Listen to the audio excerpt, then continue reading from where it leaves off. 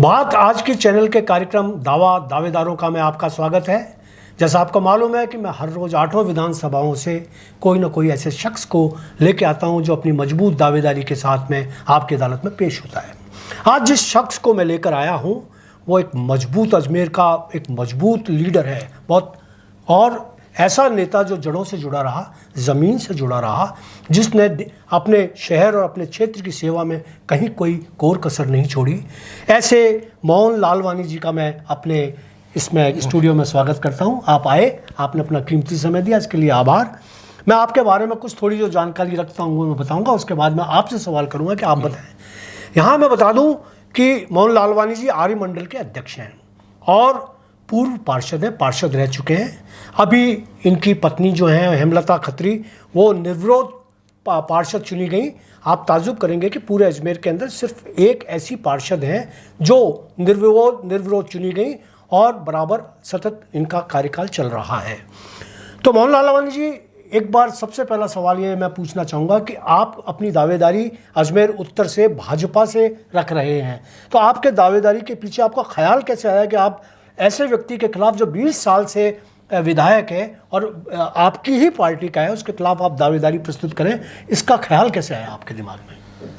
पहले तो मैं बात आज की मैं आपका बहुत बहुत आभार मानूंगा कि आपने मुझे यहाँ पर बुलाया और आपके सभी पैनल का भी मैं धन्यवाद दूंगा कि आज मेरे को यहाँ पे आपने मौका दिया और मुझे इस लायक समझा कि आप इस मंच पे आने के लिए आपने बोला है।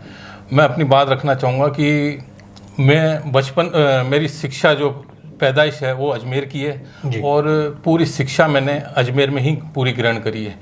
और इसके अलावा मैंने कॉलेज के बाद ITI करके रेडियो टीवी में इलेक्ट्रॉनिक्स में बुश इंडिया लिमिटेड में मेरी जॉब लगी। उसके बाद कई कंपनियों में मैंने वर्क करा एज ए सर्विस इंजीनियर के रूप में जी। और सर्विस इंजीनियर के रूप में जुड़े हुए बनने के बाद मैंने पूरे शहर में ही नहीं पूरे राजस्थान में अधिकतर वैसे तो काम करा है, लेकिन अजमेर मेरा कर्मस्थली रही और पूरे क्षेत्र में मैंने लगातार इलेक्ट्रॉनिक्स हर घर से अंदर तक जुड़ा रहा मैं उनसे जी जी। और बिल्कुल ईमानदारी से काम करते हुए वहाँ पे ये कार्य करा। उसके बाद 1993 में मैंने मेरे को ये लगा कि अब जो समाज सेवा के ये सर्विस के बाद थोड़ी समाज सेवा भी होनी चाहिए, क्योंकि एक तरीके से आप पहले तो इलेक्ट्रॉनिक इंजीनियर थे, फिर आपने सोचा कि आप सिविल इंजीनियर हो जाएं, मतलब सिविल के अंदर सोशल इंजीनियर हो जाएं और सोशल इंजीनियरिंग आपने शुरू की। तो आप कब से शुरू किए ये? मैं जब 1993 में जब मैं वहाँ पे शीशा खान पे रहते थे, हम तो बचपन से मैं वहीं पे पैदा हुआ था, तो शीशा खान पे और मातृ मंदिर बिल्कुल पास में ही है, तो बाल्यकाल से ही स्वयंसेवक हम तो वैसे ही हो गए। और उसके बाद मेरे माता पिता का आशीर्वाद से और सबके उनसे गुरुजनों के आशीर्वाद से मैं समाज सेवा का मेरे में एक जुनून सा पैदा हुआ, तो मैं लगातार लोगों से जुड़ा हुआ रहा। और 1993 में मैंने झामनानी जी के चुनाव में भी बिल्कुल काम करा। 1995 में मैंने भारतीय जनता पार्टी की सदस्यता ग्रहण करके जी और लगातार वहाँ पे काम करा। देवनानी जी जब उदयपुर से अजमेर आए थे जी, उस समय मैंने उनके 2 चुनाव में लगातार उनके में दरी से लेकर पोस्टर लगाने तक से लेकर कार्यकर्ताओं को, वोटरों को बूथ तक ले जाने का काम भी वहाँ पे उस समय मैंने करा जी। और सतत ये काम मैंने 2010 तक वहाँ पर रहने के बाद जब मैं अजय नगर गया, उत्तर से दक्षिण विधानसभा में गया परिवार के साथ में, तो वहाँ पर मैं लगभग 5 साल के जैसे, हालांकि उस बीच में मैं बूथ अध्यक्ष, अपना शक्ति केंद्र प्रभारी और पालक के बाद में काम करते करते पार्टी ने ईमानदारी के कारण मुझे 2015 में पार्षद का चुनाव का मेरे को मौका दिया जी जी। और मैंने अपना उस समय सर्विस इंजीनियर भी था, मैं पहले चुनाव लड़ा, लेकिन इतनी लोकप्रियता के कारण मैं यहाँ से 10 में गया था और 15 में मेरे को चुनाव का टिकट मिला पार्षद का। और मैंने वहाँ पर स्थानीय पार्षद जो वहाँ पर लेडीज़ थी उसको वहाँ पर हराया और वहाँ पर उस सीट पे मैं काबिज हुआ जी। और जो उसके बाद मैंने 5 साल तक तो इतना अच्छा काम किया, तो उसके काम के कारण आपने देखा कि मेरी वाइफ जो 2021 में उनको टिकट, वहाँ पे महिला सीट हो गई तो उनको मिला टिकट, तो निर्विरोध निर्वाचित हुई।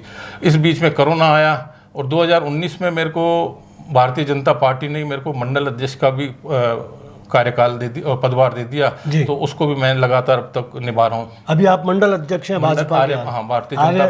और 2021 का जो चुनाव हुआ, मेरी वाइफ तो निर्विरोध निर्वाचित हुई, लेकिन मंडल अध्यक्ष रहते हुए मैंने भारतीय जनता पार्टी के लिए उसमें उस कार्यखंड में मैंने इतना अच्छा काम करा कि मेरे उस समय 13 सीटों में 13 पार्षदों में से 8 पार्षद मेरे चुनकर आए और भारतीय जनता पार्टी का बोर्ड में भी उनका अहम हिस्सा रहा। बहुत बड़ा स्थान है, मतलब ये 8 आपके मंडल से, आर्य मंडल के 8 पार्षद भाजपा के चुनकर आए, ये बहुत बड़ी बात है। ये आपके लिए एक वो है, भाजपा को ऐसा नेतृत्व मिला, एक बड़ी बात है। अब आप अपना दावेदारी पेश कर रहे हैं अजमेर उत्तर के लिए। आप सबसे पहला मेरा सवाल तो ये रहेगा कि अजमेर उत्तर के अंदर ऐसी कौन कौन सी कमियां हैं जो अगर आप विधायक बनकर आते हैं, आपको टिकट मिलती है, आप विधायक बनकर आते हैं, तो उनको दूर करने की कोशिश करेंगे, जो पिछले लंबे समय से प्रतीक्षित थी, इंतजार कर रहे थे लोग बाकी, यार ये मूलभूत सुविधाएं नहीं है, या क्या जो आपका एजेंडा है? मैं लगातार अभी जैसे आज भी जो मेरा वर्किंग आवर है, सुबह 5 बजे से लेकर रात को 11 बजे तक आज भी काम करता हूँ जी। और मैंने लगातार, मेरी सभी चीज़ों पे नज़र रहती है, तो उसके हिसाब से मैंने लगातार देखा कि वहाँ पे पानी की एक बहुत गंभीर समस्या उत्तर विधानसभा क्षेत्र में, जबकि हमारे यहाँ 48 घंटे में पानी आता है। और लगातार बिल्कुल मैं 5 बजे उठ के अपने, हालांकि जो मेरा क्षेत्र है उनको सूचना भी देता हूँ कि इस समय पानी आएगा और कब नहीं आएगा। और उसके लिए मैं, जो आप यहाँ के अपनी पानी की समस्या है उसके लिए गंभीर रहूँगा कि मेरे अगर विधायक बनता हूँ मैं उत्तर से, तो पहली समस्या मेरी प्रायोरिटी पे यही रहेगी कि यहाँ पे पानी की समस्या को दूर करा जाए और इसको कम से कम 48 घंटे में किसी भी कीमत पर वहाँ पे यहाँ के क्षेत्र के लोगों को मिले। तो इसके लिए आप क्या सोचते हैं, क्या ऐसी चीज़ें जो हो जानी चाहिए थी हुई नहीं, जैसे स्टोरेज है या इसके लिए पानी के लिए बीसलपुर की योजना हमारे लिए बनी थी? बीसलपुर की योजना हमारे लिए बनी, जब यहाँ दक्षिण तक आ सकती है तो उत्तर में क्यों नहीं आ रहा है जी। उसके लिए टेक्निकल सारी बातों को उनको अपन इंजीनियरों को लेके, और क्योंकि जो पानी नहीं आ रहा है रहा क्या उत्तर में, दक्षिण में आ रहा है तो उत्तर में क्यों नहीं आएगा, उसके लिए अपन इसके लिए प्रयास करेंगे और इसको 100% इसको पहली प्रायोरिटी में यही रहेंगे कि इसको जल्दी से जल्दी पेयजल आपकी पहली वो रहेगी कि उत्तर जो सुभाष नगर में ऐसा टैंक वगैरह में वहाँ पे पानी नहीं आ रहा है, मैंने कई जगह इनकी मालूम भी करी, तो जो भी टेक्निकल बात होगी अपन उसको दूर करेंगे, वो दूर करेंगे। चलिए, अब एक मज़ेदार बात यह है कि आपके अजमेर उत्तर के अंदर पानी नहीं आ रहा, आप दक्षिण में कहते हैं कि पानी आ रहा है, लेकिन आपके उत्तर का पानी बहकर जब जाता है बारिशों के अंदर और वो वहाँ भर जाता है तो वहाँ पानी पानी हो जाता है, घरों में पानी हो जाता है, नलों में पानी नहीं होता। तो ऐसी विचित्र स्थिति के लिए अगर आप विधायक बनते हैं तो क्या सोचते हैं? सर, ये भी एक बहुत अच्छा आपने क्वेश्चन करा। देखिए, इसमें भी बहुत चीज़ें ऐसी है जो टेक्निकल आप देखेंगे कि आए दिन भ्रष्टाचार के कारण जी, मैं साफ बोलता हूँ, मैंने अपने लाइफ में कभी यानी ईमानदारी से ही काम करा है, क्योंकि मैं चाहता हूँ कि उसको भी अपने कार्यकाल में कायम कर रखूँगा। तो जो ये प्राइवेट जो भी कॉलोनियाँ वगैरह कटती है उसके कारण जो आप नालों को पाट देते हैं और नालों पे अतिक्रमण कर देते हैं, और आपने जो, मैं लगातार आपके भी ब्लॉग पढ़ता रहता था, तो आप लगातार इस आना सागर झील के बारे में प्रयासरत थे, तो वो जो एनजीटी की है जो रिपोर्ट, उसके आधार पर इसका तो समाधान होना चाहिए। और जो इसमें मिट्टी वगैरह उसको भी हटा के, और जो नालों वगैरह को है उसको भी आधारभूत ढांचे के हिसाब से जहाँ ये छोटे हैं उनको बड़ा करा जावे, और वहाँ पर भी निकासी का पूरा उसका व्यवस्था की जावे कि जहाँ उनको भी चिन्हित करना पड़ेगा भाई, जहाँ पे आप देखेंगे कि वहाँ पे ज़्यादा उसको चेंजिंग नहीं की जा सकती है, तो पहले उसी जगह को लेकर उसका समाधान करा जाए, और फिर बाद में जो भी अपन नाले हैं उनको थोड़ा चौड़ा करा जाए और साफ़ सफाई की व्यवस्था की जाए। मोहन लालवानी जी, एक चीज़ और मैं कहना चाहूँगा आपसे कि जिस तरीके से भू माफियाओं ने आना सागर पर कब्जा किया, प्रशासन की तरफ से जो लोकल स्थानीय जनप्रतिनिधि थे उनकी नपुंसकता कहूँगा, उनकी लापरवाही कहूँगा कि उन्होंने इसके खिलाफ कोई आवाज़ नहीं उठाई और वो सब कुछ होता रहा, उनके कार्यकाल में होता रहा, और आज स्थिति ये आई कि एनजीटी को जनता की गाड़ी कमाई से बनाए हुए विकास को विनाश में तब्दील करने की मोड़ पर आ गए हम लोग, वो स्थिति आ गई है। आप इसके लिए किसको जिम्मेदार मानेंगे? देखिए, ये तो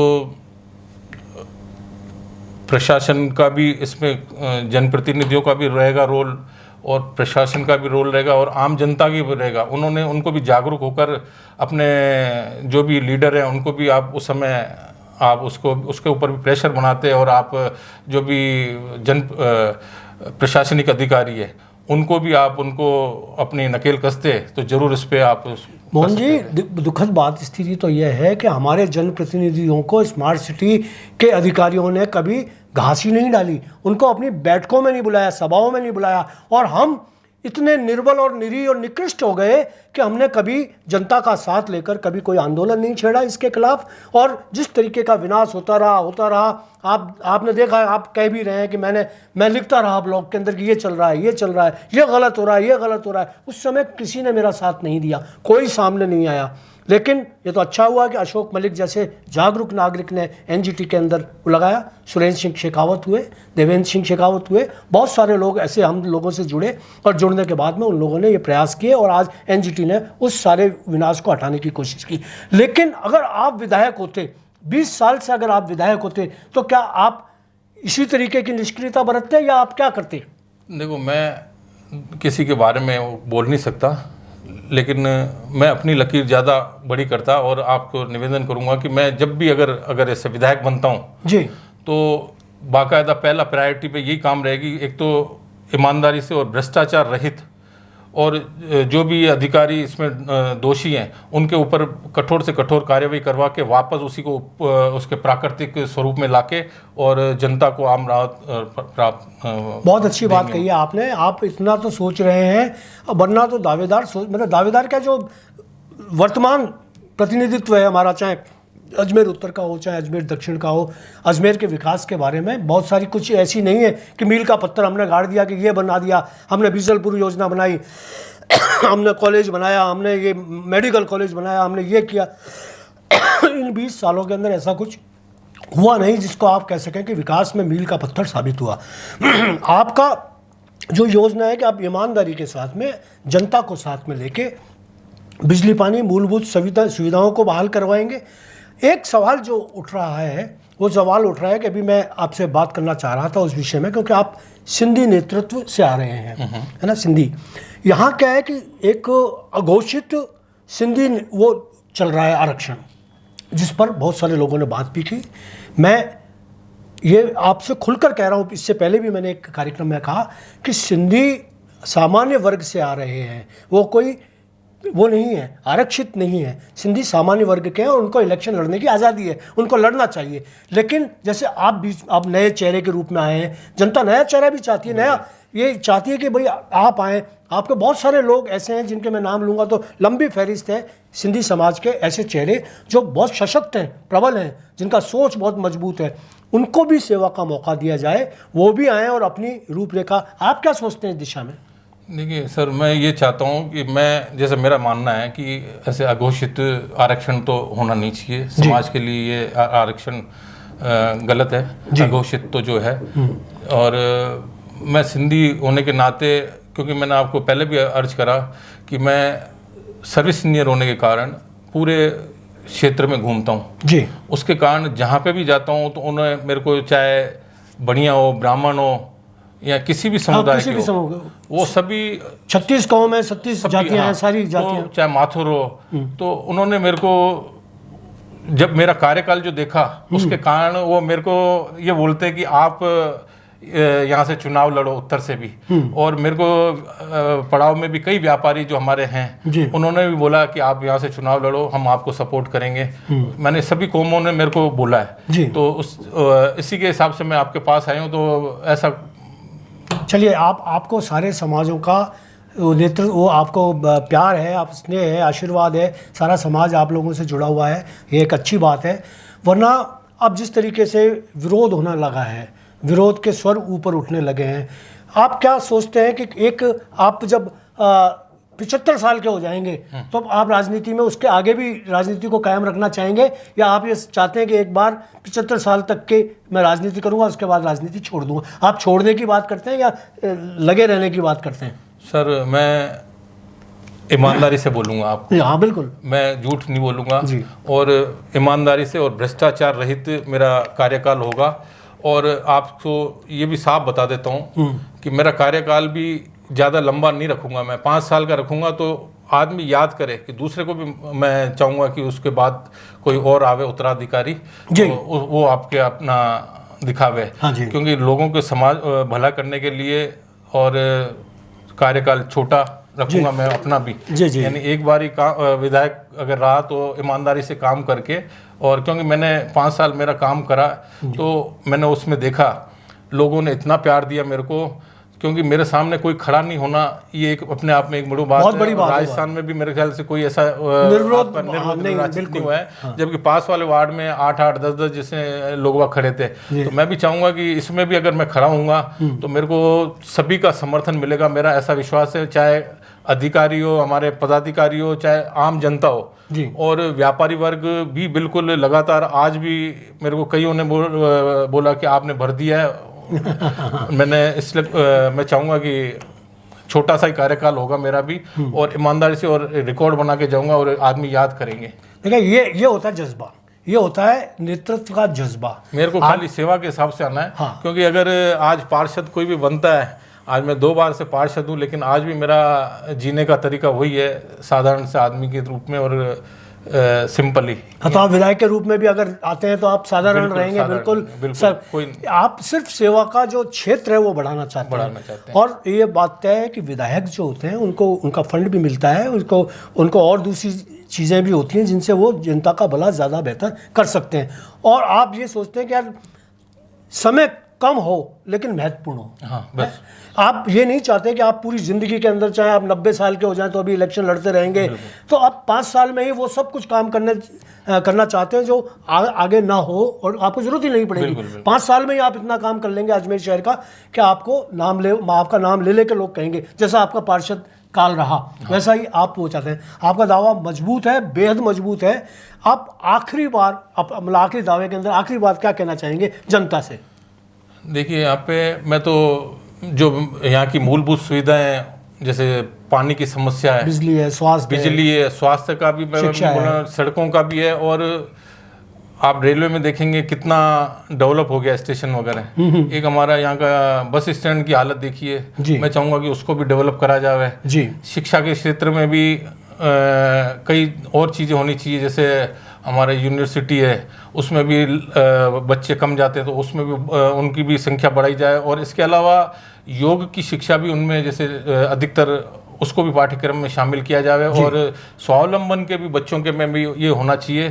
तो हम चाहे कि वो भी उनके बच्चों को भी स्वावलंबन के क्षेत्र में भी स्कूलों के माध्यम से जोड़ा जाए, और जो हमारी ये स्मारक बने हुए हैं उनमें भी स्कूलों से उनको जोड़ा जाए कि वहाँ पे बच्चों को वहाँ पे ले जाया जाए, तो उनको अपनी संस्कृति और उसके बारे में, साहित्य के बारे में आप ध्यान रहे। इतनी महत्वपूर्ण बात आप अब तक नहीं बता रहे थे, आप बहुत अच्छा बोल रहे हैं। बहुत मैंने आपको बोला कि मेरा कार्यकाल छोटा होगा अगर विधायक की मेरे को जिम्मेदारी, क्योंकि देखो मैं आगे होकर आपके पास नहीं आया इसलिए क्योंकि मैं चाहता था कि आपके चैनल के माध्यम से ही मेरे को नहीं, बिल्कुल हमने आपको बुलाया, आमंत्रित किया और आप आए तो हमें अच्छा लगा। आपने तो अपना मैं चाहता था कार्यकाल मेरा छोटा हुए और अच्छा हो, यादगार होवे और भ्रष्टाचार मुक्त होवे, क्योंकि मैं चाहता हूँ कि एक पीढ़ियों को भी अच्छी यानी वो हो कि बिल्कुल याद करें कि आज आपको मोहन जी आए थे, उन्होंने इतना बढ़िया काम किया।